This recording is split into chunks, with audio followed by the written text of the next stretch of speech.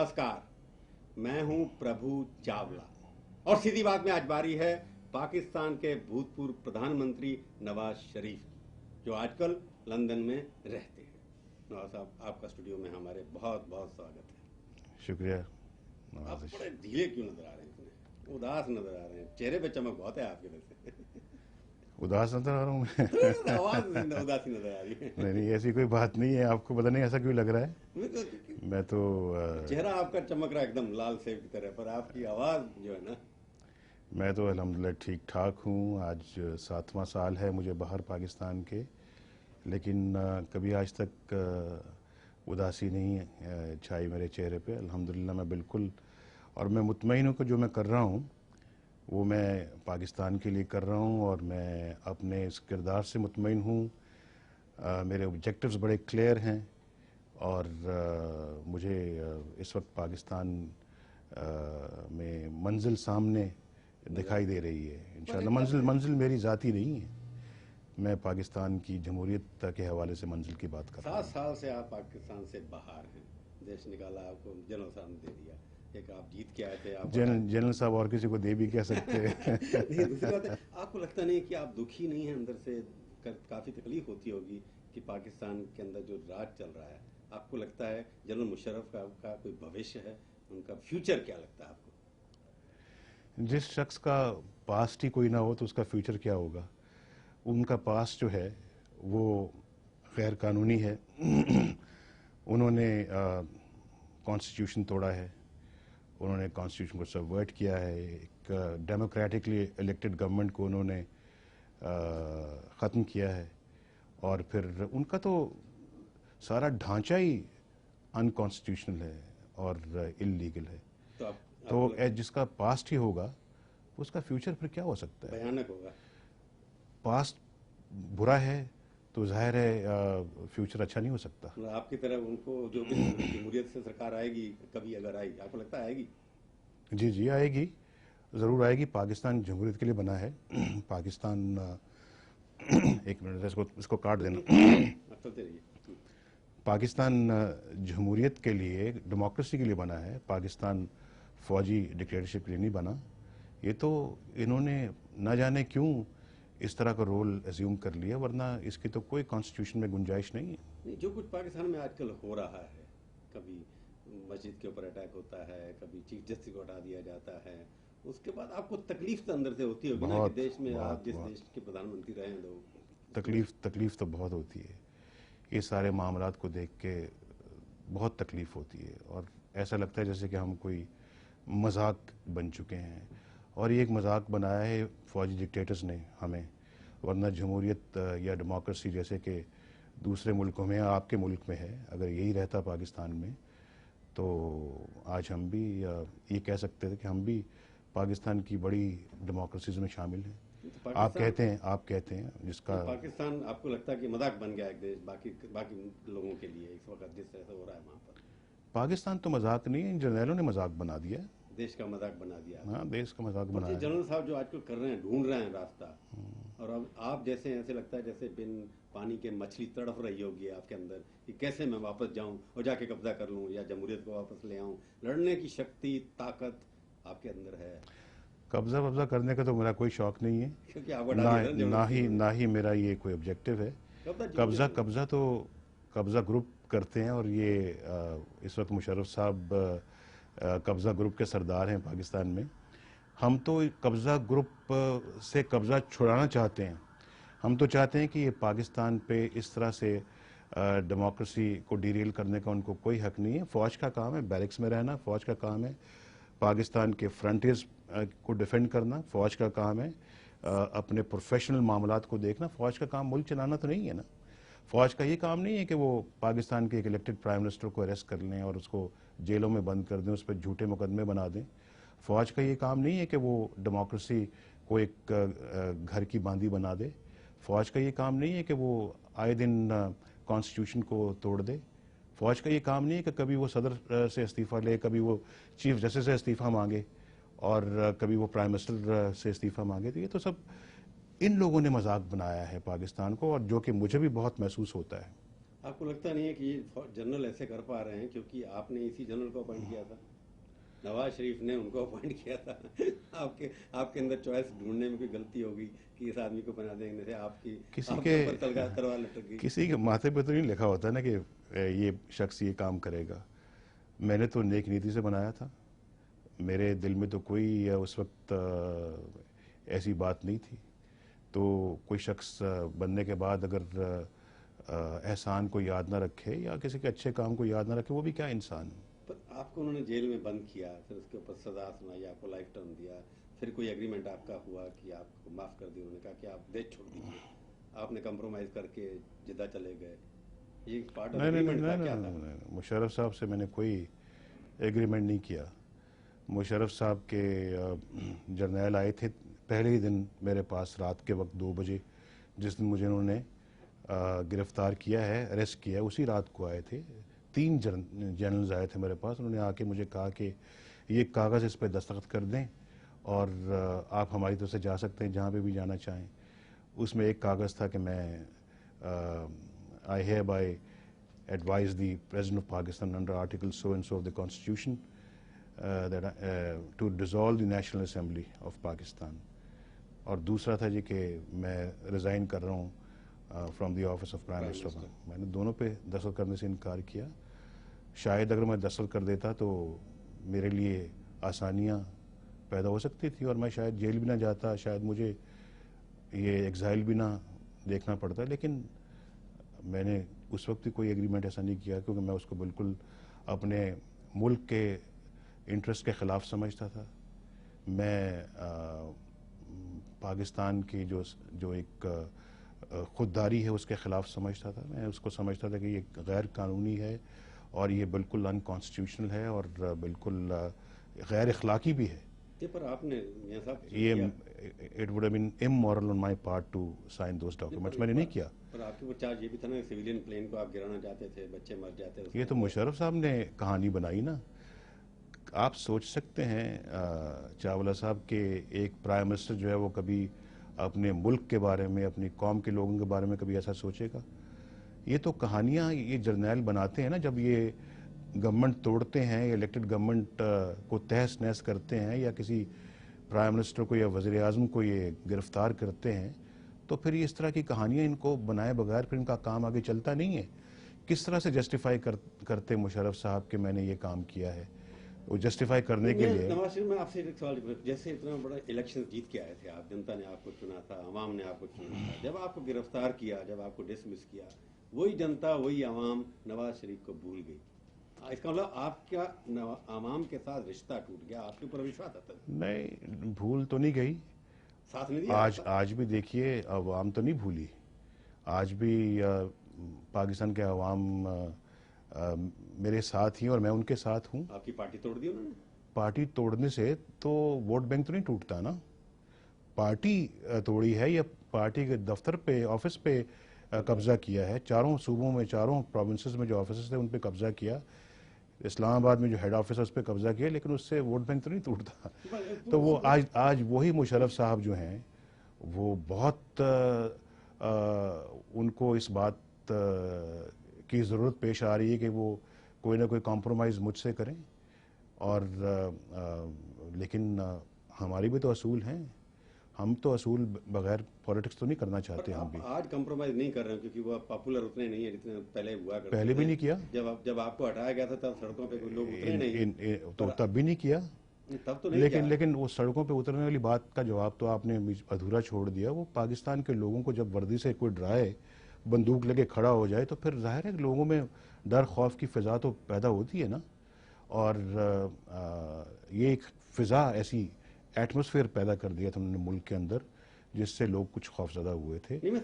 लेकिन आहिस्ता आहिस्ता फिर लोगों को पता लग गया कि कौन झूठा है कौन सच्चा है। पर आपको जब छुट्टी दी उन्होंने पाकिस्तान छोड़ने की, तो आपने कोई ना कोई तो कॉम्प्रोमाइज़ किया होगा? नहीं, उनसे मेरा कोई कॉम्प्रोमाइज़ ना। मैं जेल में पड़ा रहूंगा, आप जो मर्जी करें। ना 12 अक्टूबर 1999 को नहीं। अल्लाह भला करे उन लोगों का जिन्होंने मेरे बारे में सोचा, मेरी मुश्किल दिनों का सोचा, उन्होंने वो मुझे अब वो आके मिले और उन्होंने कहा जी कि हम चाहते हैं कि आप हमारे मुल्क में आएँ। मैं सऊदी अरेबिया के किंग की बात कर रहा हूँ। जी। उन्होंने मुझे ये अपना मैसेज भेजा। मेरी मुशर्रफ साहब से किसी किस्म की ना कोई कभी बात हुई है, ना कोई डायलॉग, ना कोई पार्लेज, ना कोई पैक्ट, ना कोई एग्रीमेंट। आपने वायदा किया, सुनाया था कि आप, मैं आपकी पॉलिटिक्स में इंटरफेयर नहीं करूंगा, आप राज करिए, मैं छोड़ के जा रहा हूं। आप जाइए मुशर्रफ साहब से पूछिए जाके। लेकिन मुशर्रफ साहब जो है ना, वो उनको बड़ा जोम है अपने आप के ऊपर। आज तक दिखाएं कोई ऐसा डॉक्यूमेंट जो मैंने उनके साथ बैठ के साइन किया हो या मैंने उनके साथ कोई एग्री किया हो। तो आपके साथ एग्रीमेंट क्या हुआ था जब आप चले गए छोड़ के, सऊदी अरेबिया चले गए? तो ये था कि आप राजनीति छोड़ देंगे? नहीं, मैं इंशाल्लाह जाऊंगा पाकिस्तान। मेरा पूरा इरादा है। I have every intention to go back to Pakistan and I will hopefully I will. Musharraf साहब, आप बंदूक के जोर पे कुछ भी कहें, बंदूक उन्होंने पकड़ी हुई है, लेकिन एक दिन बंदूक उनके हाथ से छीन ली जाएगी, उनके हाथ से छीन लेंगे हम, क्योंकि ये बंदूक के जोर पे पाकिस्तान नहीं चल सकता। बंदूक के जोर पे पाकिस्तान को नहीं चलाया जा सकता। मैंने दे दिया आपको। अभी तो इतिहास कहता है ना, 47 से अभी तक जितनी भी है 50 साल के अंदर बंदूक के जोर पर ज्यादातर चलाया गया। बदनसीबी है कि पिछले 60 सालों में 33 साल 4 फौजी डिक्टेटर्स के हिस्से में आए हैं, और बाकी जो 27 साल हैं वो मेरा ख्याल है कि न जाने कितने, कोई 15-16 प्राइम मिनिस्टर्स आ चुके हैं। तो मैंने सवाल का जवाब जो कहा था कि आपका जो कंप्रोमाइज जो बार बार लोग प्रचार कर रहे हैं, तो आपकी डील सऊदी अरेबिया के किंग ने आपको बुलाया वहां पर? किंग के आसपास के लोगों ने? किंग खुद इन्वॉल्व थे, क्राउन प्रिंस इन्वॉल्व थे, लेकिन उन्होंने मुशर्रफ साहब से जो भी बात की, मुझे उसका कोई इल्म नहीं है। लेकिन उन्होंने अपना खास नुमाइंदा जो भेजा, उनसे वो मुझे आके जेल में मिले, और फिर उनका अपना प्लेन आया और उन्होंने कहा जी उन्होंने कहा हम आप हमारे साथ चलें। इतनी, इससे ज़्यादा कोई बात नहीं। और फिर दूसरी बात मैं भी आपको ये बताऊं कि मैं जेल में था, मेरा कोई उस वक्त किंग से या क्राउन प्रिंस से कोई राब्ता नहीं था। राब्ता भी उन्होंने मुझसे किया है। मैं मुशर्रफ साहब कि ना आज तक किसी बंदे से मैंने मिलना गवारा किया है, ना उनसे बराह रास्त यानी डायरेक्ट कोई कभी राब्ता मैंने उनसे गवारा किया। पर आपने ये तो वादा किया होगा ना कि आप जब सऊदी अरेबिया में रहेंगे कोई पॉलिटिक्स नहीं करेंगे? कोई वादा नहीं किया। कोई बात, मैं सियासत कर तो रहा हूँ यहाँ पे। अब कर रहे हैं ना, पहले 3 साल तो नहीं किया। वहाँ पे भी आपका इंडिया टुडे मुझसे वहाँ पे सऊदी अरेबिया में, इंडिया टुडे मुझसे जद्दा में आके सऊदी अरेबिया में आके इंटरव्यू लेके गए थे। वो क्या सियासत नहीं थी? तो आपने ऐसा कोई वादा नहीं किया था कि कोई सियासत नहीं छोड़ेंगे आप? नहीं, सब सियासत क्यों छोड़ूंगा मैं? जब सियासत मुझे नहीं छोड़ी तो मैं सियासत के लिए छोड़ूंगा? पर आपको लगता है, और मैं सियासत को सियासत के लिए नहीं कर रहा, पर मैं तो मुल्क के लिए, पाकिस्तान के लिए कर रहा हूँ। नहीं, सियासत एक राजनीति होती है, पावर के लिए होती है, देश को बचाने के लिए होती है, वो तो ठीक बात आप कह रहे हैं। पर क्योंकि ये ऐसा कई बार लगता है कि आपने कंप्रोमाइज करने की कोशिश की, जो उन्होंने एक्सेप्ट नहीं की, बाद में आपको एक किस्म से उन्होंने, जैसे कहते हैं ना, किसी के ऊपर कोई क्लेमेंसी कर देना। नहीं, ऐसा सवाल ही पैदा नहीं होता। मैं आज भी अपने उसी स्टैंड पे कायम हूँ जो मेरा 12 अक्टूबर 1999 के दिन जो स्टैंड था मेरा। जिस दिन मैं प्राइम मिनिस्टर था और रात को नहीं था, वही स्टैंड आज भी हूबहू मेरा वही है। उसमें किसी जेर ज़बर की या कोई कॉमा फुल स्टॉप नहीं उसमें आया कोई भी, या कोई उसमें फ़र्क नहीं है। और जो मैं उस वक्त कहता था, today the same stand is being echoed by the people of Pakistan. That is? Restoration of 1973 Constitution to the position of 12th October 1999, and rule of law in the country, independent judiciary, और चौथा जो है free and fair elections. और मैं साथ ये भी कहता हूँ, जब मैं ये कहता हूँ जी कि restoration of the constitution to the position of 12th October 1999, तो जितनी भी अमेंडमेंट्स किए हैं मुशर्रफ साहब ने यूनिलैटरल, वो सब की सब खत्म होनी चाहिए। And this has been my stance from day one, और आज तक इसमें कोई फ़र्क नहीं है। और आज यही जो स्टैंड है, ये पूरे ऑल पार्टीज कॉन्फ्रेंस, जिसका कि अभी पिछले दिनों मीटिंग लंदन में हुई, उसने भी इसी को अडॉप्ट किया है। आज पाकिस्तान के लॉयर्स का भी यही स्टैंड है, आज पाकिस्तान के सिविल सोसाइटी का भी यही स्टैंड है, आज पाकिस्तान के सब प्रेस, मीडिया, दानिश्वर, सबका यही स्टैंड है कि डेमोक्रेसी वापस आनी चाहिए। हाँ, तो ये नवाज शरीफ आएंगे नहीं आएंगे ये तो पता नहीं ना। Nawaz Sharif doesn't matter. नवाज शरीफ इंशाल्लाह will go back to Pakistan. लेकिन नवाज शरीफ की बात नहीं हो रही, बात हो रही है इस वक्त डेमोक्रेसी की, बात हो रही है रूल ऑफ लॉ की। जो जंगल वाला लॉ है, जो ये इस वक्त पाकिस्तान में जिसकी लाठी उसकी भैंस वाला जो कानून है, इसकी बंदूक उसकी इसको ख़त्म होना चाहिए, इसको ख़त्म होना चाहिए। और इसके लिए मैंने स्ट्रगल जो लॉन्च की थी 12 अक्टूबर 1999 को, आज तक वो जारी है और वो कामयाबी आज सामने खुदा के फल से मुझे नजर आती मैं है। देखूंगा कि आप कैसे कामयाब होंगे, उसके पीछे क्या हथियार आपके पास है। उनके पास बंदूक है, आपके पास क्या है, पर पूछूंगा एक छोटे से ब्रेक के बाद। सीधी बात में आपका एक बार फिर से स्वागत है। आज हम बातचीत कर रहे हैं पाकिस्तान के भूतपूर्व प्रधानमंत्री नवाज शरीफ से। आप कह रहे थे इंशाल्लाह आप डेमोक्रेसी रिस्टोर कराएंगे। आपके ये भूतप्रीत क्या कहते हैं आप? भूतप्रेत नहीं, भूतपूर्व। भूतपूर्व क्या होता है? एक्स। फ्यूचर में तो क्या होगा आपका, जैसे मुशर्रफ साहब का फ्यूचर का पता नहीं है, आपके फ्यूचर का तो भरोसा नहीं है, उनका तो भयानक है। आपका फ्यूचर क्या है? आपके पास क्या प्रोग्राम है पाकिस्तान में जो नवाज शरीफ को दोबारा से लोग एक्सेप्ट करें 7 साल के बाद जाने के लिए? क्योंकि आप तो देश छोड़ के आ गए, वहाँ गोलियां चल रही हैं, लोग मर रहे हैं और आप बैठे हैं यहाँ पर देश छोड़ के आ गए। डर के मारे। कौन डर के मारे? मैं पूछ रहा हूँ आपसे, लोग ये कहे ना कि आपके पास ऐसी कौन सी मिसाइल होनी चाहिए यहाँ से जाए सीधी डेमोक्रेसी रिवाइव हो जाए? हो रही है। पहली दफा जिसको कहते हैं ना डॉक्ट्रिन ऑफ नेसेसिटी, कोर्ट की तरफ से उसको डिफीट हुई है। ये जो अभी रिसेंट जो फैसला आया है सुप्रीम कोर्ट का against dictatorship and against Musharraf, तो the doctrine of necessity has been defeated for the first time in the judicial history of Pakistan. I think it's a very big achievement. उसमें तो आपने भी चीफ जस्टिस को हटाया था एक बार, सजाद अली शाह के साथ। इन कोर्ट ने हटाया था हुजूर, मैंने प्राइम मिनिस्टर कभी किसी कॉन्फ्रंटेशन, मैंने कोई कॉन्फ्रंटेशन नहीं ली। उस वक्त के अगर प्रेसिडेंट जो हैं वो अगर कोई साजिश कर रहे थे एक प्राइम मिनिस्टर के खिलाफ, तो उसमें तो मेरा कोई कसूर नहीं। मेरा तो काम था मैं कॉन्स्टिट्यूशन को प्रोटेक्ट करता, मेरा काम था मैं डेमोक्रेसी को प्रोटेक्ट करता, और मैंने अपना काम किया है। और देखें और सजाद अली शाह साहब का मेरे साथ होना जरूरी नहीं था। वो हो या ना हो, वो होते या ना होते, वो इमटेरियल है। मैं ये कह रहा हूँ, आप मुझे कह रहे हैं ना, मेरा ख्याल आपने शायद अभी तक स्टडी सही नहीं किया पाकिस्तान की इस पॉलिटिक्स को, कि वो मैंने नहीं उनको हटाया था। प्राइम मिनिस्टर जो है वो कॉम्पिटेंट ही नहीं होता वो किसी चीफ जस्टिस को हटाने के लिए। फुल कोर्ट ने उनके खिलाफ फैसला सुनाया था। वो जो सरकार में, जैसे आपने कहा ना, सरकार में जब लोग होते हैं ना, वो कैसे फैसले कराते हैं वो करा लेते हैं। मैं नहीं कहूँगा कि आपने डायरेक्ट हटाया था, पर सिचुएशन ऐसे बना दी थी आपने। नहीं, सरकार नाम आपके मत्थे चमड़ जाता ना, जैसे कि आपके जिम्मे। छोड़िए उस बात को कि जुडिशरी से झगड़ा पॉलिटिशियंस का, जनरल का वहाँ होता रहता है। ये पहली बार आपने कहा। पॉलिटिशियंस का झगड़े तो जुडिशरी से कई मुल्कों में होते हैं। मेरा ख्याल है कि सिर्फ पाकिस्तान ही एक मिसाल नहीं है, बहुत सारे मुल्क ऐसी मिसालें मौजूद हैं। लेकिन वो झगड़े ऐसे नहीं होते। वो झगड़ा होता है किसी इशू के ऊपर, कुछ झगड़ा बाद में रिजॉल्व हो जाता है या जुडिशरी अपना फैसला सुना देती तो बात खत्म। नहीं, मैं साहब, आप जब प्राइम मिनिस्टर थे उस वक्त की अर्थव्यवस्था, इकोनॉमिक्स, आप अच्छे काम किए वहाँ पर, लिबरलाइजेशन किया, इकोनॉमी अच्छी चल रही थी आपकी उस वक्त। पर सडनली मेरे को लगता है कि अब आपकी क्रेडिबिलिटी जब जनता में जाएंगे, ऐसा लगता है कि जैसे आप कंप्रोमाइजर हैं। मुशर्रफ से कंप्रोमाइज़ किया, जो आपने कहा मैंने नहीं किया। क्लिंटन के पास गए आप, जब आपने कारगिल से जब फौजें हटाई, तो क्लिंटन के आपने कोई हुक्म माना, उसका कुछ पता नहीं आता। आपने भी अपनी किताब में भी लिखा है, कुछ और भी कुछ लिखा है, पर असलियत क्या थी? क्लिंटन ने आपको सडनली बुलाया और सडनली वापस आया और सब खत्म हो गया। मेरे बारे में जो इम्प्रेशन है पाकिस्तान में, वो ये है कि मैं असूल पे कॉम्प्रोमाइज़ नहीं करता। आपके नज़दीक शायद मेरा इंप्रेशन कुछ और है, लेकिन मैं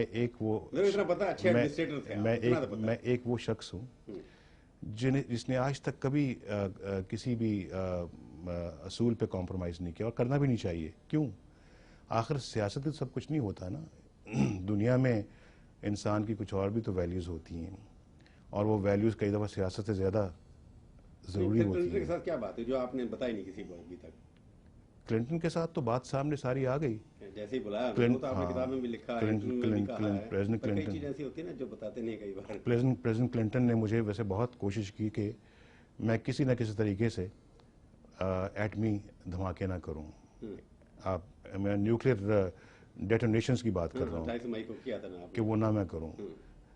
मुझे और भी बहुत सारे दुनिया के लोगों ने फोन किया प्राइम होगा। मिनिस्टर्स ने और प्रेसिडेंट्स ने मुझे फ़ोन किए। इंडिया ने पहले किया, आपको मना कर रहे थे कि आप मत करिए। हाँ, लेकिन हमने चूंकि बात नहीं मानी, उसके बावजूद क्लिंटन मेरे दोस्त रहे और वो समझ रहे थे कि ये शख्स सीधी बात करता है, साफ बात करता है, जैसे आपके प्रोग्राम में भी सीधी बात हो रही है। नहीं, वही सीधी बात करने की कोशिश कर रहे हैं। तो क्लिंटन साहब सिंपैथेटिक थे कि वो चाहते थे कि पाकिस्तान और हिंदुस्तान के दरमियान मामलात रिजॉल्व हों और उसके लिए उन्होंने एक जेन्युइन कोशिश की जिसका मुझे आज तक बहुत कदर है उनकी।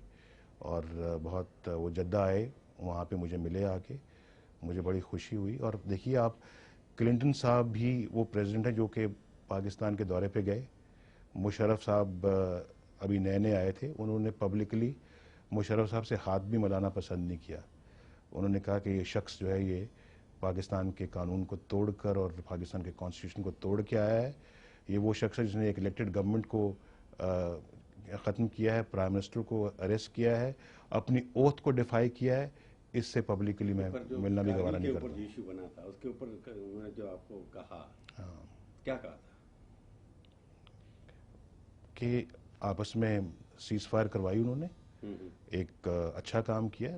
मुझे बहुत खुशी है कि उन्होंने इसमें रोल प्ले किया। उन्होंने कहा कि आपको इंडिया को और भी कहना चाहिए था उनको। सीज फायर मैं भी चाहता था। मुशर्रफ साहब ने गलत काम किया था और उन्होंने आपकी बात वाजपेयी मुशर्रफ साहब से भी करवाई थी? साहब, वाजपेयी साहब इन्होंने खुद ही बात की थी। जब आप वहाँ थे? हाँ, मेरे मौजूदगी में। वाजपेयी साहब ने खुद ही उनकी फोन आया था वहाँ पर? क्या वाजपेयी साहब को उन्होंने फ़ोन किया था ना जब आप वहाँ थे? मेरे होते हुए। तो आपसे पूछ के फिर उनसे बात कराई? जी, मेरी बात नहीं हुई थी वाजपेयी साहब से, उन्होंने बात की थी। तो बताया होगा कि आपसे क्या बात हुई? जी बताया, उन्होंने वाजपेयी साहब को बताया जो उनकी मुझसे बात हुई थी, फिर मुझे बताया कि मेरी वाजपेयी साहब से ये बात हुई है। फिर दोनों ने सहमत हो गए आप? जी। तो उन्होंने कहा हम भी विड्रॉ करते हैं, आप भी विड्रॉ करिए। जी। पर आपने कहा मुशर्रफ साहब चाहते नहीं थे ये सब? मुशर्रफ साहब की तो ये गलती क्या, बहुत बहुत बड़ा उन्होंने ब्लंडर किया था जिसकी वजह से ये दिन देखना पड़ा हमें। एक अच्छा भला दोनों मुल्क प्रोग्रेस कर रहे थे नॉर्मलाइजेशन पे, ताल्लुकात को ठीक करने में, और फिर उसके बाद मुशर्रफ साहब ने अचानक ये काम शुरू किया जिससे सारा प्रोसेस डिरेल हो गया। बहुत तकलीफ़ हुई उस बात से मुझे। एक कितनी एफर्ट के साथ ही सारा मामला हुआ। वाजपेयी साहब पाकिस्तान तशरीफ़ लाए, उनसे सारा एक मामलात बड़े अच्छे अंदाज में आगे बढ़ने लगे। लाहौर डिक्लेरेशन पर दस्तखत हुए, उसके बाद अचानक ये साहब क्या करते हैं। बहुत प्राइम मिनिस्टर तो आप थे ना उस देश के? प्राइम मिनिस्टर मैं था और हाँ मैं था। उन्होंने अपने प्राइम मिनिस्टर को भी धोखा दिया, मुशर्रफ साहब ने। तो आपको पता नहीं था क्या कर रहे हैं ये सब लोग? हाँ, मुझे बहुत सारी चीज़, मुझे कुछ पता लग रहा था, लेकिन बहुत सारा कुछ इन्होंने मुझसे छुपाया था। तो आप क्या ये मान नहीं रहे कि पाकिस्तान का प्राइम मिनिस्टर हमेशा मिलिट्री के लिए एक डमी होता है, उसके पास पूरी इन्फॉर्मेशन? मैं डमी नहीं था ना, मैं डमी नहीं था। ये मान रहे हैं? मैं डमी नहीं था, इसलिए तो उन्होंने मेरा तख्ता उल्टाने की कोशिश की। मैं डमी नहीं था। मैं नहीं, वही तो मैं कह रहा हूँ आपको, मैं डमी नहीं था। इससे पहले एक चीफ ऑफ आर्मी स्टाफ थे जहांगीर करामत साहब, मैं उनका आज भी रिगार्ड करता हूँ। उन्होंने वो एक अच्छा आदमी था, लेकिन उन्होंने एक पॉलिटिकल स्टेटमेंट दी थी और उस पॉलिटिकल स्टेटमेंट से गवर्नमेंट के रिट पे बुरा असर पड़ा था। तो मैंने उनसे फिर उनको रिमूव करना पड़ा मुझे। उसकी जगह जो आदमी आया उसने हटा दिया। बादले ना खास्ता, यानी ना चाहते हुए मैंने उनको रिमूव मुझे करना पड़ा उन्हें। और उसके बाद फिर ये साहब आए, और जब इनके अज़ाइम सामने आए तो फिर देखें, असूल पे कॉम्प्रोमाइज़ कभी ना करें। आपको उसकी कोई सज़ा भुगतनी पड़ती है, आप तैयार रहें, लेकिन अल्टीमेटली फ़तह आपकी होगी, शिकस्त उसकी होगी। हक की हमेशा फतह होती है और उसके बाद झूठ की हमेशा शिकस्त होती है। और आज देखिए 7 साल 8 साल हो गए हैं, 14 महीने मुशर्रफ साहब ने मुझे जेलों में भी डाले रखा, काली कोठरियों में मुझे बंद किया, हथकड़ियाँ लगाई, जहाज़ में हथकड़ी लगा के सीट से मुझे बांध दिया। 7 घंटे इस्लामाबाद से जहाज़ कराची पहुंचा, लेकिन वो सब कुछ बर्दाश्त किया मैंने, लेकिन मैंने हार नहीं मानी। हार नहीं मानी, और इसीलिए आज 8वें साल के बाद मुझे उम्मीद की किरणें अब बहुत सारी नज़र आ रही हैं। इस उम्मीद की किरण में मुझे कुछ मिलता ही नहीं मिलता। मैं दोबारा पाकिस्तान का वज़ीर आज़म बनता हूँ या नहीं बनता, मुझे इससे कोई सरोकार नहीं है। मेरा मुल्क और मेरी कौम जो है वो जिस मकसद के लिए पाकिस्तान बना था, डेमोक्रेसी, वो अचीव कर लेते हैं, मुझे सब कुछ मिल जाता है। पर नवाज साहब एक बात जो आपने कही कि और आज तक कभी डिक्टेटरशिप ने कभी कोई अच्छा नतीजा नहीं निकाला आपने कभी, अभी चाहे वो कितने साल भी पाकिस्तान में हुकूमत करती रही है। पर आपको लगता नहीं कि जिस तरह आपके देश में हुआ, बाकी मैं जनरल नहीं कह रहा, क्योंकि जितने भी इस्लामिक कंट्री आसपास के देखे, जिसमें पाकिस्तान भी है, बांग्लादेश भी है, बाकी कंट्रीज भी हैं, वहाँ पर लगता है कि जमहूरियत चल नहीं पाती। उसका कारण क्या है? इंडोनेशिया ले लीजिए या और ले लीजिए, जितने भी कंट्री देखते हैं, इसके पीछे पॉलिटिशियंस का प्रॉब्लम है या जनता चाहते नहीं हम ऐसे खुश हैं? लंबी बहस है। हमारी जनता भी वही है जो हिंदुस्तान की जनता है 1857 में, जिसके के आप वो मना रहे हैं, जो 150 जो अपना वॉर ऑफ इंडिपेंडेंस थी। तो जाहिर है उस वक्त सब इकट्ठे थे हम 1947 में अलग-अलग हुए। लेकिन बुनियादी तौर पे मेरा ख्याल है कि जो हमारे जो हमारी तारीख, हमारा जो सोचने का अंदाज, हमारी जो तहजीब, कल्चर, सब एक है, हेरिटेज, वो एक ही है, सब एक ही है, खून एक है। लेकिन हाँ, एक ही है। आप की अच्छी बात ये हुई कि आप के जनरल्स ने अपना वही काम किया जो डिफाइंड है कॉन्स्टिट्यूशन में, और कभी किसी हुकूमत का तख्ता नहीं उल्टाया। हमारे यहाँ ज़रा रवाज ज़रा मुख्तलिफ रहा है, और आप एक इस लिहाज से बहुत खुश नसीब है कि आप डेमोक्रेसी के साथ जुड़े रहे हैं इतने साल, और आज इसलिए आप कहते हैं जी कि India is proud of calling itself the biggest democracy of the world. तो आपको लगता नहीं कि 1947 में जो बंटवारा हुआ उसका रिजल्ट क्या निकला हमारे सामने है? एक तरफ पाकिस्तान है, जो हिंदुस्तान पाकिस्तान एक थे, एक कहाँ खड़ा है और एक कहाँ खड़ा है, उसके पीछे क्या गलती है, किसकी है? मैं पूछूंगा फिर, पर एक छोटे से ब्रेक के बाद। सीधी बात में आपका एक बार फिर से स्वागत है। हम आज बातचीत कर रहे हैं पाकिस्तान के भूतपूर्व प्रधानमंत्री मियां नवाज शरीफ से। नवाज साहब, आपका एक एजेंडा था, कभी किसी जमाने में सपना था, आर्थिक नीति जो आपने चलाई, इकोनॉमिक पॉलिसी, लिबरलाइजेशन की, बाद में दिखाई दिया हिंदुस्तान में उसका असर, बाद में बांग्लादेश में, वो सब बैठा बैठ गया। मेरे कहने का मतलब ये है कि पाकिस्तान में ऐसा क्या हुआ जिसकी वजह से इकोनॉमिक्स तो गई भट्टे में, राजनीति आगे? क्यों हुआ, कैसे हुआ, उसके लिए कौन जिम्मेवार, आप, जनरल या कोई और? बड़ा अच्छा प्रोग्राम था जो हमने लॉन्च किया था 1990 में, और उसके बड़े अच्छे रिजल्ट्स आए थे। जो इकोनॉमिक लिबरलाइजेशन हमने की थी, उस जमाने की कंट्री में आप पहले कंट्री थे जिसने फॉरेन एक्सचेंज लिबरलाइजेशन किया जी। इकोनॉमिक रिफॉर्म्स एक पूरा पैकेज हम लेके आए थे, जिसमें ये फॉरेन एक्सचेंज कंट्रोल्स को ख़त्म करना भी शामिल था, और उसमें एक इकोनॉमिक डेवलपमेंट का भी बहुत बड़ा एक प्रोग्राम था। पाकिस्तान ने जो उस वक्त जिस स्पीड से इंडस्ट्रियलाइजेशन हुई है पाकिस्तान में, उसकी पहले कभी कोई मिसाल नहीं मिलती। और मैं ये समझता हूँ कि बहुत एक उम्दा प्रोग्राम था कि वो मोमेंटम जारी रहता या उसको जारी रखने दिया जाता तो आज हम न जाने कहीं के कहीं होते। पूरी हुई। मुझे ये याद है कि हिंदुस्तान के अंदर जो हिंदुस्तान की बिजनेस कम्युनिटी है, उसमें बड़ा एक क्रेज़ था ये जो पाकिस्तान की इकोनॉमिक रिफॉर्म्स के बारे में, और वो बहुत कीन थे कि हिंदुस्तान में भी इसको शुरू किया जाए।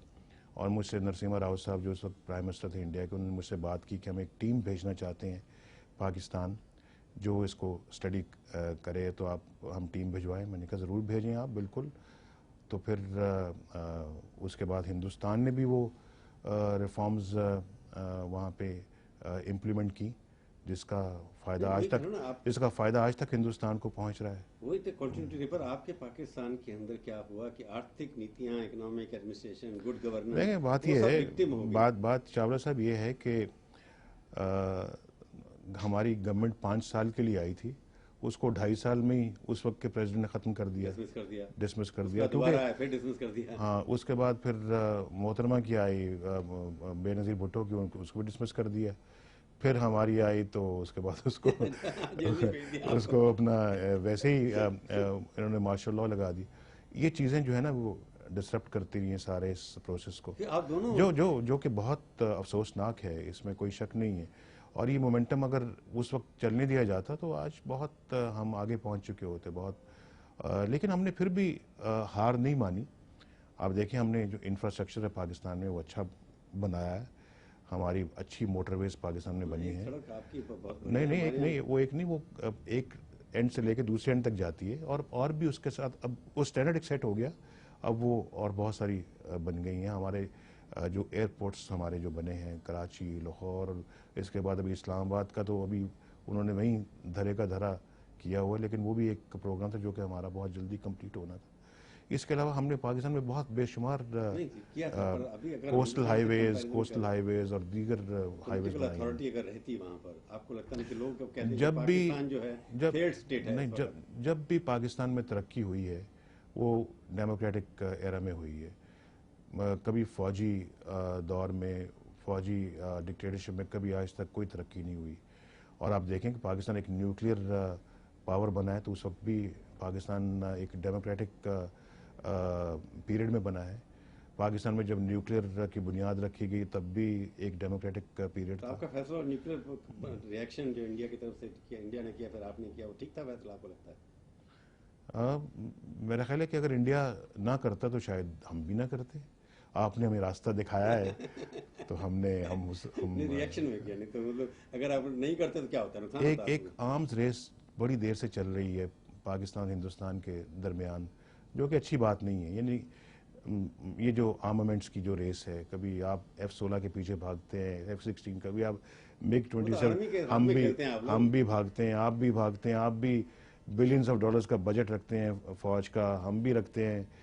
और यही जो रिसोर्सेज हैं, ये अगर हम अपना जो अपने मुल्कों में गरीबी, गुर्बत, बीमारी, इसको दूर करने के लिए अगर इस्तेमाल करें, इंफ्रास्ट्रक्चर को डेवलप करने के लिए इस्तेमाल करें, या हम आम लोगों की हालत को ठीक करने के लिए इस्तेमाल करें तो इसका कितना फ़ायदा होगा। पर अभी तक लेकिन हम तो अरबों खरबों जो है ना, बिलियंस ट्रिलियंस हम डाल रहे हैं इसमें, पर मेरे डिफेंस साहब आप में भी तो डिफेंस करते में। थे, हमारी सरकार भी करती है, पर आप करते क्यों नहीं ये लोग? ये कश्मीर के हम नाम तो पे जो आप लोग करोड़ों खर्च करते अच्छा रहते हैं। अच्छा एक हमने शुरुआत की थी, वाजपेयी साहब आए थे, उससे और बहुत सारे एवेन्यूज़ खुलने थे, बहुत और अच्छे काम होते, लेकिन वो बीच में रह गया मामला। नहीं आपको लगता नहीं कि और फिर आपके आप एक डेमोक्रेटिक गवर्नमेंट से बात करने की बजाय आप भी डिक्टेटरशिप से बात करते हैं।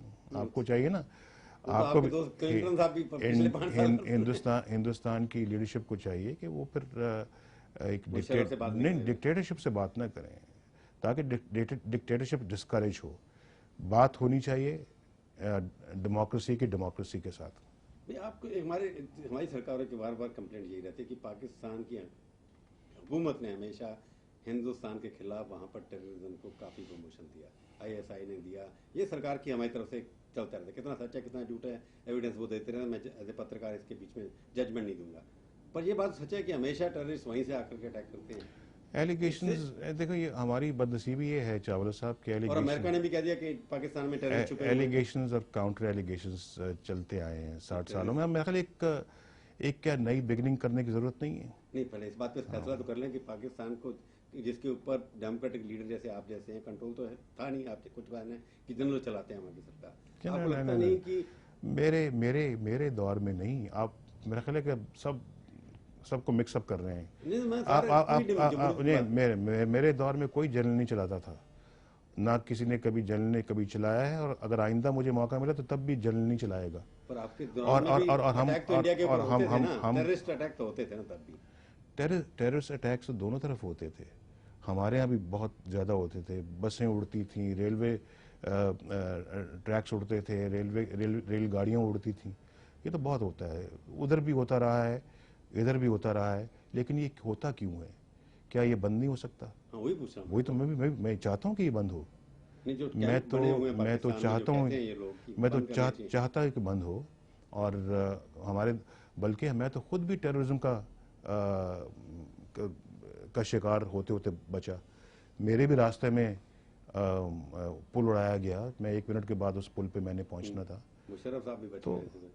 मुशर्रफ साहब तो अपना वो तो किसी ने कहा कि किसी ने कहा है कि मुशर्रफ साहब जब जा रहे तो रास्ते से पुल उड़ गया, तो कोई कहने लगा कि भाई ये सामान 100 बरस का, पुल की खबर नहीं। पर सवाल यह है कि अभी तक जो इंडिया पाकिस्तान का झगड़ा जो कश्मीर पे बार बार होता है, मैं बार बार आ रहा हूँ उसी सवाल के ऊपर कि टेररिज्म जब तक नहीं खत्म होगा तब तक दोनों के रिश्ते भी सुधरते नहीं ना। पाकिस्तान के अंदर टेररिस्ट छुपे हुए हैं, जो तो पाकिस्तान ने, अमेरिका ने भी अब कह दिया। पाकिस्तान के अंदर कोई टेररिस्ट नहीं छुपे हुए। पाकिस्तान, हम हर किस्म की टेररिज्म के ख़िलाफ़ हैं और हमारी सक्सेसिव गवर्नमेंट्स ने इसको साबित किया है। उसामा बिन लादेन वो कहते हैं पाकिस्तान में। उसामा बिन लादेन पाकिस्तान में कहाँ है? जो कहते अमेरिकन कह रहे हैं, मैं हैं, नहीं जो कह रहा हूँ। कहते हैं वो बताएं भी तो। आपको लगता है कोई टेररिस्ट पाकिस्तान में नहीं है? पाकिस्तान ये कैसे कहा जा सकता है पाकिस्तान जो है वो उसमें टेररिस्ट घुसे हुए हैं? पाकिस्तान जो है वो पाकिस्तान है, कोई टेररिस्ट की पनाहगाह तो नहीं है ना। लोग तो उसको अमेरिकन मजाक में कहते हैं पाकिस्तानी टेररिस्तान। नहीं खैर, ये तो ऐसी आपका कहना है सीधी बात में यस और नो, पाकिस्तान में आपका कहना है कोई टेररिस्ट एक्सट्रीमिस्ट ग्रुप नहीं है कोई भी? हम हर किस्म की टेररिज्म, नहीं, आप तो खिलाफ हैं, एक्सट्रीज्म के खिलाफ आपके हैं। कोई नहीं क्वेश्चन मारता हाँ, है। हाँ। आज जो पाकिस्तान चल रहा है वहाँ पर, उस पाकिस्तान के अंदर आपको लगता है किसी किस्म का कोई भी टेररिस्ट नहीं आप है? देखिए जी, खुद टेररिज्म का शिकार हम हो रहे हैं। आप आप ट्राइबल एरिया, पाकिस्तान के ट्राइबल एरियाज में क्या हो रहा है? पाकिस्तान के मुख्तलिफ जगहों पे कभी कोई होटल में कोई एक्सप्लोजन होता है, कभी कहीं होता है, वो पाकिस्तान उसका खुद शिकार हो रहा है। तो ये तो अगर आप ऐसी बात कह रहे हैं तो ये तो बल्कि मैं समझता हूँ कि आपको सिंपथाइज करना चाहिए कि इस तरह के हालात, वाकयात किसी भी मुल्क के लिए नहीं होने चाहिए। नहीं, पर जो कुछ हो रहा है पाकिस्तान, आप कहना टेररिस्ट का शिकार है, टेररिस्ट तो है ना वहाँ, चाहे वो आपके ऊपर अटैक करें, वो चाहे कौन हिंदुस्तान कर के रहे ऊपर हैं, अटैक कौन करें। कर रहे हैं, कहाँ से कर रहे हैं, कहाँ से आ रहे हैं, कौन उनको भिजवा रहा है, हमें तो इसकी तलाश करनी चाहिए ना। मैं कोई ये को खुशी की या फ़ख्र करने की बात तो नहीं है कि हम कहें जी हाँ जी टेररिस्ट तो हैं जनाब। भाई जहाँ जो हैं उनको पता लगाना चाहिए, उनका पीछा करना चाहिए, उनका देखना चाहिए कि ये कौन है इन फोर्सेज है जो इनको सपोर्ट कर रही हैं। आपके हिसाब से कुछ टेररिज्म नाम की चीज है नहीं वहाँ पर, कोई अभी भी टेररिस्ट नाम की कोई जगह ही नहीं? अगर है तो हम खुद भी तो उसका शिकार हो रहे हैं ना। ये तो मुशर्रफ साहब अपने खाना हो और भी शिकार है। टेररिस्ट पैदा होते कहाँ देर लगती है किसी जगह पे पैदा होने में। टेररिज्म जो भी हो रहा है पाकिस्तान के, उसका तरीका तो एक है कि जमहूरियत वापस आए। देखें, टेररिज्म तो फिर बहुत सारी जगहों पे होता है ना। मैं अब किसी मुल्क की मिसाल नहीं देना चाहता, लेकिन कत्ल व गारत तो फिर हमारे यहाँ अगर होती है तो फिर हिंदुस्तान में भी होती है और कई जो मुल्कों में होती है। तो लिहाजा ये कोई खुशी की बात नहीं है। इसको जितना कंडेम किया जाए, जितना इसको ख़त्म करने की कोशिश की जाए, उतना ही कम है, उतना ही ये बेहतर होगा हर मुल्क के लिए। वरना देखें ना, अब आप जो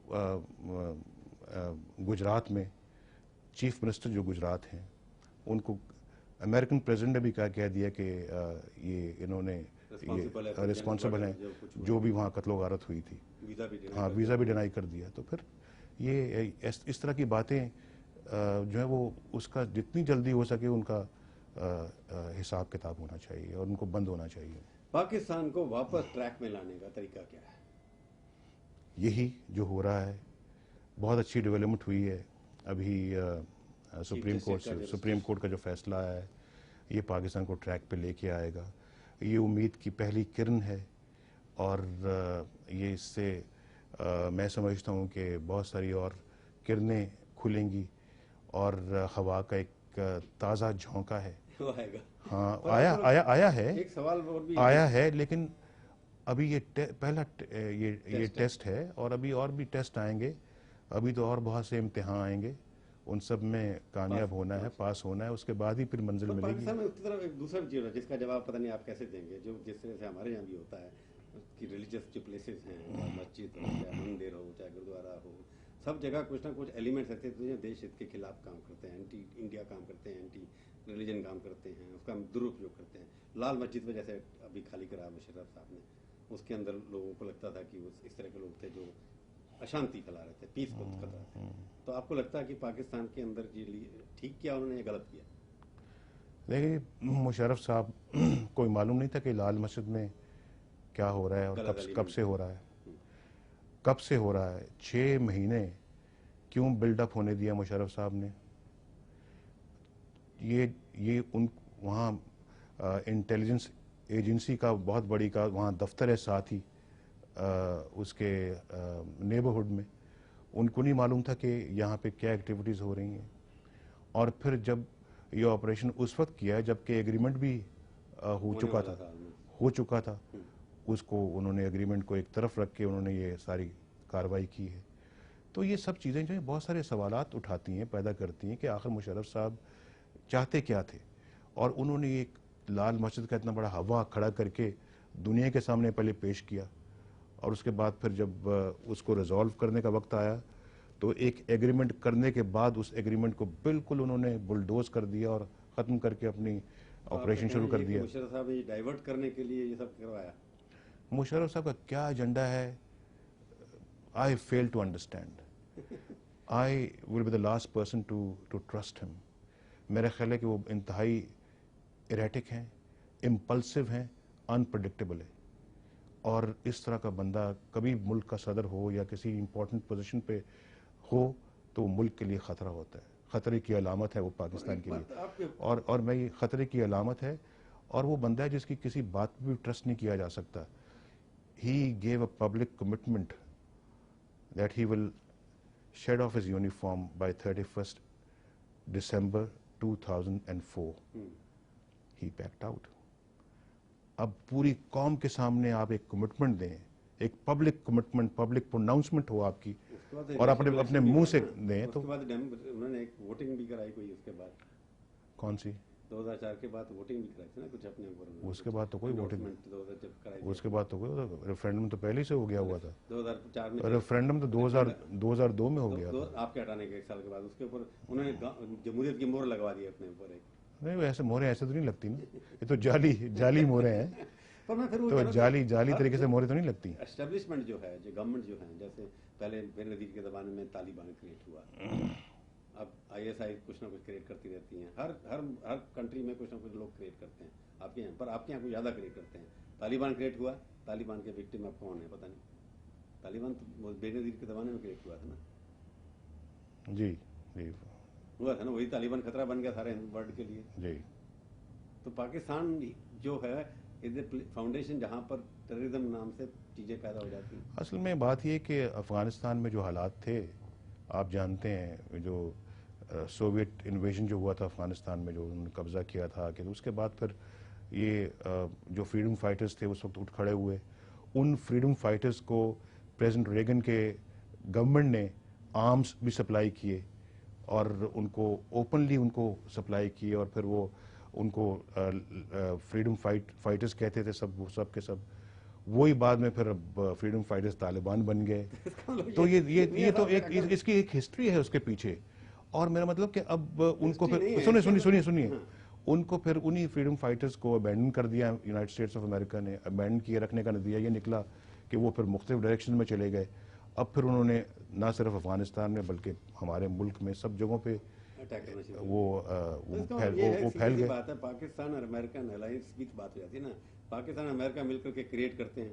पहले तालिबान क्रिएट किया रशिया के खिलाफ लड़ने के लिए, अब जो है अफगानिस्तान को बचाने के लिए नहीं वो नहीं, ऐसे ये कहने की बात नहीं है। ये इतनी रिस्पॉन्सिबल स्टेटमेंट नहीं होगी कि हम ये कहें कि वो पाकिस्तान ने और अमेरिका ने मिल के उनको क्रिएट किया। वो खुद ही क्रिएट हो गए थे, उन्होंने अपने आप को खुद क्रिएट किया है। और उनकी मदद की थी उस वक्त प्रेसिडेंट रेगन ने, और इसलिए मदद की थी कि वो सोवियत यूनियन का जो कब्ज़ा था वो वहाँ से ख़त्म कराया जा सके। लेकिन उनको आर्म्स दिए, पैसा दिया, वो पैसा और आर्म्स बाद में ज़ाहिर है कि फिर वो आने शुरू हो गए इनटू पाकिस्तान। उससे बहुत सारे एलिमेंट्स ने उसका फ़ायदा उठाया। कोई तालिबान बन गया, कोई नॉर्दर्न अलायंस बन गया, कोई कुछ बन गया। लेकिन पहले यही तालिबान, यही नॉर्दर्न अलायंस इकट्ठे लड़ते थे। उसके बाद फिर मुख्तलिफ डायरेक्शन में चले गए सब लोग। पर हुआ जो इसको रिवर्स तो करना ही पड़ेगा ना प्रोसेस को। जब तक रिवर्स होगा जब पॉलिटिकल गवर्नमेंट वहाँ पर आएगी। हाँ, इस तरह के एलिमेंट्स हैं। हमारे ज़माने में तो ऐसा कोई मसला नहीं था। कोई जब मैं प्राइम मिनिस्टर था तो this wasn't much of a problem for my government, और वो सब कोई ऐसा सिलसिला नहीं होता था। देखिए मैं आपको बताता हूँ, डेमोक्रेसी जो होती है ना, वो सब चीज़ों को अपने गोद में ले लेती है, सब चीज़ों को अपने परों में ले लेती है। जब भी कभी डिक्टेटरशिप आती है तो ये एक्सट्रीमिज़म उसमें पनपता है, एक्सट्रीमिज़म उसमें फलता फूलता है। ये है नुकसान डिक्टेटरशिप का और वो है फ़ायदा डेमोक्रेसी का। लिहाजा पाकिस्तान ने जब भी तरक्की की है, चाहे वो इकोनॉमिक डेवलपमेंट में की है, चाहे वो अपना ये डेमोक्रेसी में की है, चाहे वो किसी और शोबे में की है, वो हमेशा हमेशा एक डेमोक्रेटिक ऑर्डर के तहत की है, सिस्टम में की है। लेकिन और जब भी कभी पाकिस्तान किसी जवाल का या कभी किसी मुसीबत का शिकार हुआ है तो वो हमेशा डिक्टेटरशिप। और आप देखिए, मैं आपको एक और बात बताऊं, पाकिस्तान से हिंदुस्तान की जो जंगें हुई हैं, कभी डेमोक्रेटिक पीरियड में कभी कोई जंग नहीं हुई। जब भी हुई है पाकिस्तान में उस वक्त या मार्शल लॉ था या मार्शल लॉ नहीं, कारगिल को मैंने अपोज किया है।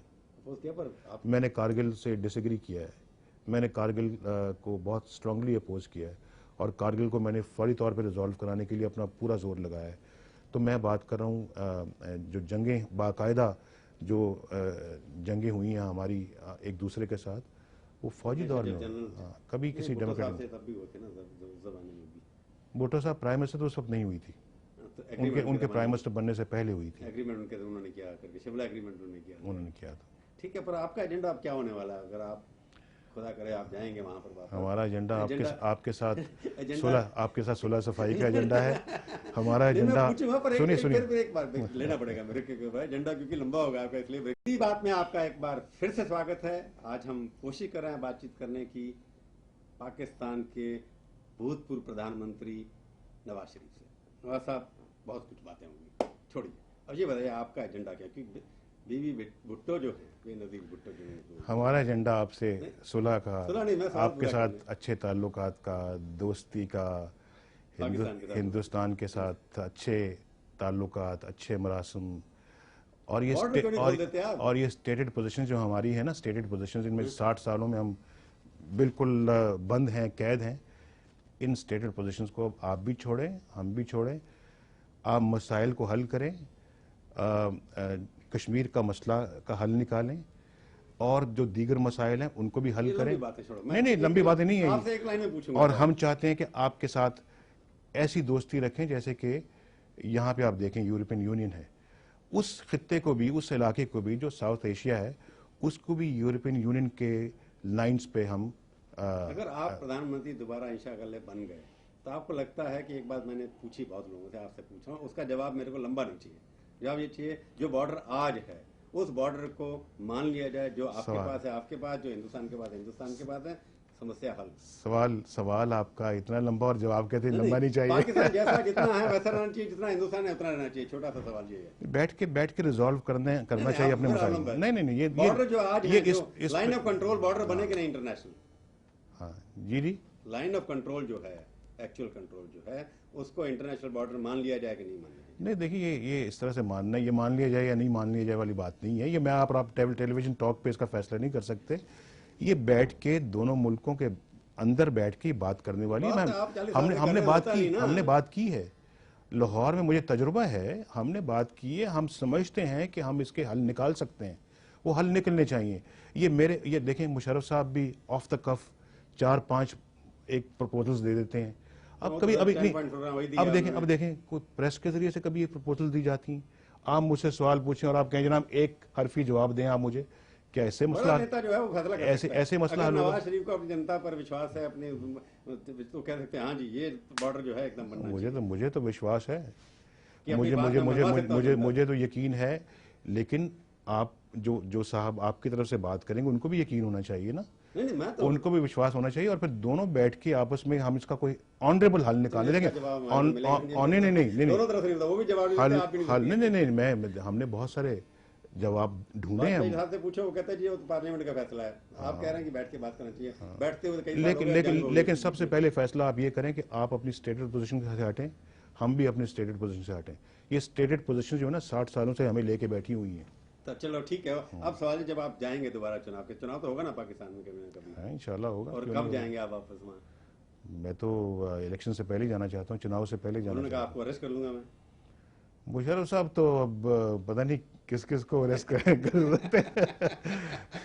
पर वो सवाल तो आप एक कोशिश कर रहे अगर थे कि बेनजीर भुट्टो और आप मिल करके एक कॉमन प्लेटफॉर्म बनाएं। अब बेनजीर भुट्टो और मुशर्रफ साहब तो बात कर रहे हैं, उनको प्रधानमंत्री भी शायद बना दें वो, या बन जाएं।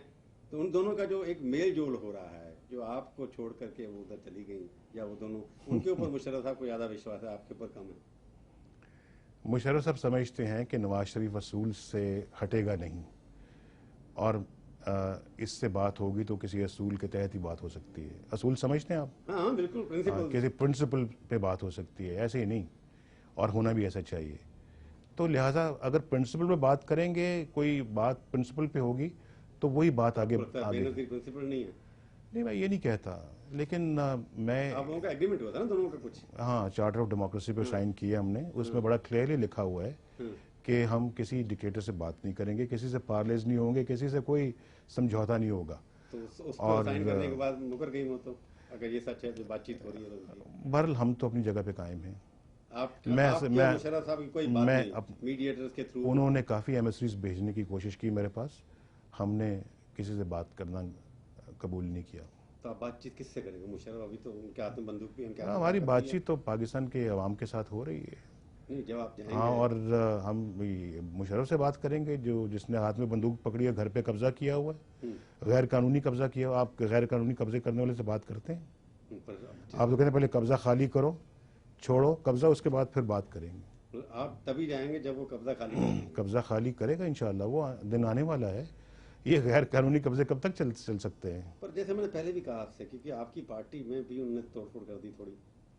हमारी पार्टी में उन्होंने जो तोड़फोड़ की है, उससे ज़्यादा स्ट्रांग होकर पार्टी हमारी इमर्ज हुई है। ये तोड़फोड़ का नतीजा ये निकला है, और मेरा ख्याल है कि ये तोड़फोड़ शायद हमारे हक में गई है, क्योंकि पाकिस्तान के अंदर जितना भी वो जो सियासत, जो गंदा एलिमेंट था, वो मुशर्रफ साहब ने अपने हिस्से में डाल दिया है। हम पाक साफ हो गए। वैसे एक बात मैंने देखा है कई बार, जैसे आसपास के पड़ोसी देश हैं हमारे, वहाँ के नेता जो है ना, जब देश से निकाल दिए जाते हैं, चाहे अफगानिस्तान के हम राजा थे, किंग जो अभी मर गए बेचारे, उससे पहले ईरान के लोग थे, वो सब यूरोप में सेटल होते हैं जाके, उसके बाद डेमोक्रेसी से वापस आते हैं। वही रास्ता शायद लगता है आपको भी अपनाया जाएगा कि आपको 7 साल देश से निकाल दिया गया।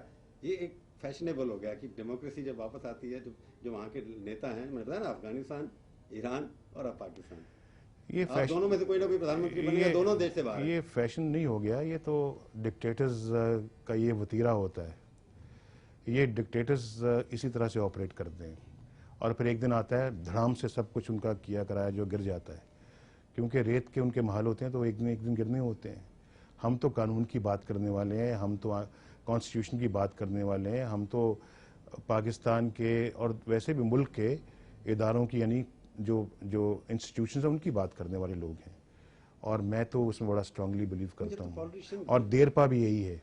जब तक पॉलिटिशियन यूनाइटेड नहीं होंगे, एक का नहीं हाँ, होना चाहिए। आपका और बेनजीर का तो टूट गया भाई। मैं तो बड़ा स्ट्रांगली महसूस करता हूँ कि सबको एक होना चाहिए। सब एक हो चुके हैं।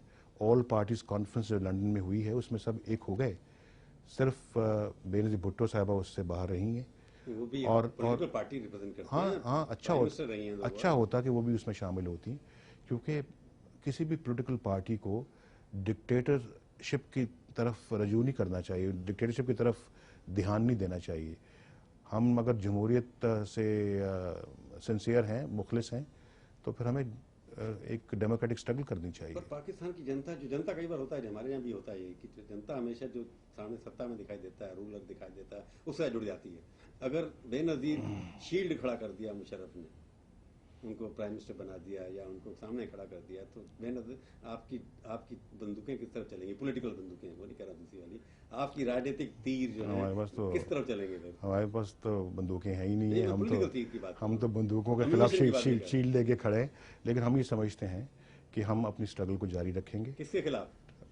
हम डेमोक्रेसी के लिए। नहीं, democracy Benazir Bhutto civilian government वहां बन जाती है, इलेक्शन हो जाता है, फिर क्या होगा? किसके खिलाफ? डिक्टेटरशिप के खिलाफ। अभी तक डिक्टेटरशिप की जो वो आर्टिकल्स मौजूद है कॉन्स्टिट्यूशन में, जब तक कि वो ख़त्म नहीं हो जाते, जब तक कि ट्रू डेमोक्रेसी दोबारा रिस्टोर नहीं हो जाती पाकिस्तान में, मैं तो चैन से नहीं बैठूंगा। मैं तो अपने आप को एक शौकत अजीज़ बनाने के लिए तैयार नहीं हूँ। और शौकत अजीज बनाने के लिए शौकत अजीज जो है वो इस वक्त उसकी एक मुलाजिम से ज़्यादा, एक स्टेट सर्वेंट से ज़्यादा कोई हैसियत नहीं है, और वो मुशर्रफ साहब का एक मुलाजिम बन के काम कर रहे हैं। मुलाजिम समझते हैं आप? तो वो जब चाहें Shaukat Aziz can be removed by mister Musharraf साहब जब चाहें असेंबली तोड़ सकते हैं। अब मुझे बताएं कि मुशर्रफ साहब की एक सिक्योरिटी काउंसिल बनी हुई है जिसमें 3 वर्दी वाले जर्नैल बैठे हुए हैं, तो वो जब चाहें तो वो पार्लियामेंट को तोड़ दें। इस तरह की डेमोक्रेसी हमें चाहिए पाकिस्तान में।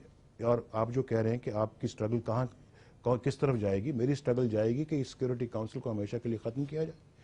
मेरी जाएगी स्ट्रगल इस तरफ कि पाकिस्तान में असेंबली जो है वो एक सुप्रीम इदारा बने, आइन जो कॉन्स्टिट्यूशन है वो उसकी जो है बालादस्ती कायम हो, पाकिस्तान एक जो है वो उसकी इंडिपेंडेंट एक पॉलिसी हो। ये सब चीज़ें मेरा मिशन ये है। मेरा मिशन ये नहीं है कि मैं मुशर्रफ साहब के नीचे जाके तो प्राइम मिनिस्टर बन जाऊं। सब समय में थोड़ा कम है हमारे पास। मैं बात तो कह रहा हूँ कि जो नई इक्वेशन बन रही है जनरल साहब और बेनजीर भुट्टो को, इसको आप परमानेंट इक्वेशन मानते हैं या इसके अंदर भी आपको लगता है कि ये कुछ और अपॉर्चुनिज्म है या प्रिंसिपल की स्टैंड है? आप क्या लगता है? मैं अपनी बात कर रहा हूँ। नहीं, आप मैं अपने मिशन की बात कर रहा हूँ। असल मिशन डेमोक्रेसी को रिस्टोर करने का वही है जिस पे मैं आज कायम हूँ। अगर बेनजीर भुट्टो और ये दोनों इकट्ठे आकर सिविल गवर्नमेंट बनाते हैं, जैसे भी बनती है, इनकी नई इक्वेशन जो डेवलप हो रही है, उसके बारे में आपका नेगेटिव क्या है या पॉजिटिव? अगर ऐसा होता है तो फिर पाकिस्तान में तो वर्चुअली इस वक्त तो प्रेसिडेंशियल फॉर्म ऑफ गवर्नमेंट है ना। Musharraf will still be calling shots. तो ये शैम होगा आपको लगता है? तो मैं नहीं समझता कि इसमें एक पार्लियामेंट्री डेमोक्रेसी इसमें कायम रह सकती है या तरक्की। तो उसके बाद नवाज शरीफ का नारा क्या होगा? नवाज शरीफ जब जाएंगे जमहूरियत का नारा, लेकिन पॉजिटिव आपका नारा क्या है, एजेंडा क्या है? एक सेंटेंस 2 सेंटेंस में नवाज शरीफ का ये है नारा, पाकिस्तान क्या? पाकिस्तान नारा क्या आपका होगा जब आप जाएंगे झंडा लेके अपना? इसको रोके, एक मिनट यहाँ रोके। क्या होना चाहिए इसको? हमारा जो अभी तक है कि हम तो जमहूरियत की मुकम्मल और नहीं, ये कहना ये मियां साहब आप जाएंगे वापस लोगों से वोट मांगने के लिए, तो नारा क्या होगा आपके पास?